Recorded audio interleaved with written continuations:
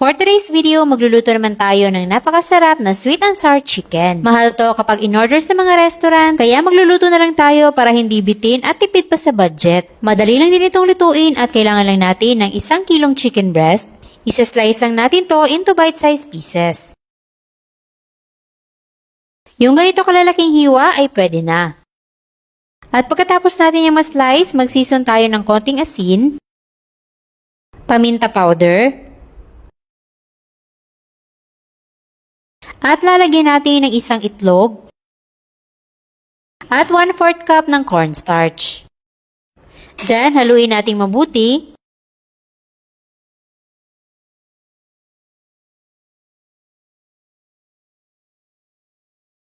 Pagkatapos nating mahalo, i-marinate natin for 30 minutes.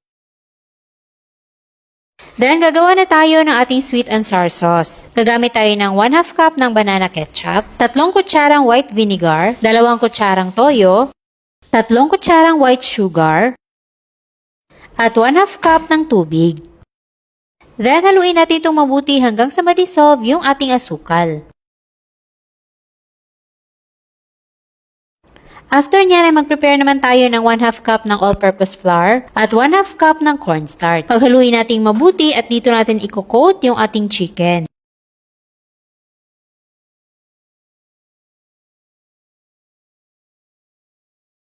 So isa-isa na natin i-coat dito sa ating flour mixture yung ating marinated na chicken.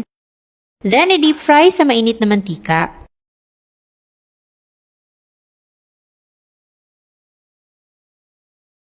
Lutuin natin to until golden brown.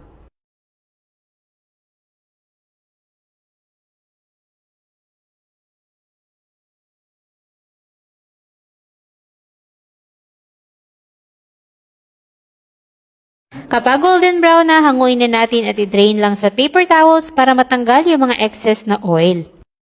Then lutuin na natin yung ating sweet and sour sauce. Ilagay lang natin sa kawali at antayin na kumulo.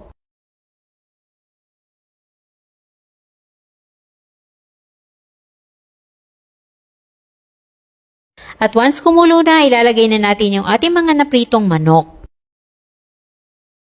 Haluin natin mabuti hanggang sa mabalot ng sauce yung ating mga manok.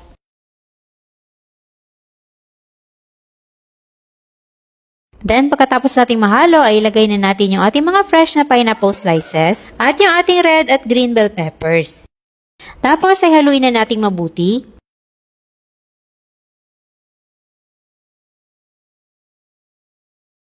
At syempre, hindi natin pwedeng kalimutan ang sesame seeds para talagang restong-resto ang dating ng ating ulam.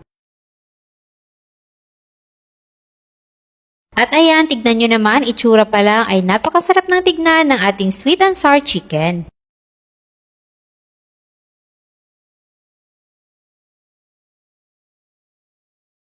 Hindi lang sa itsura, kundi pati sa lasa, ay talagang masarap at para ka talagang kumain sa mamahaling restaurant. Kaya kung gusto nyo rin magluto nito, mayroon akong nilagay na kompletong listahan ng mga sangkap dyan sa baba.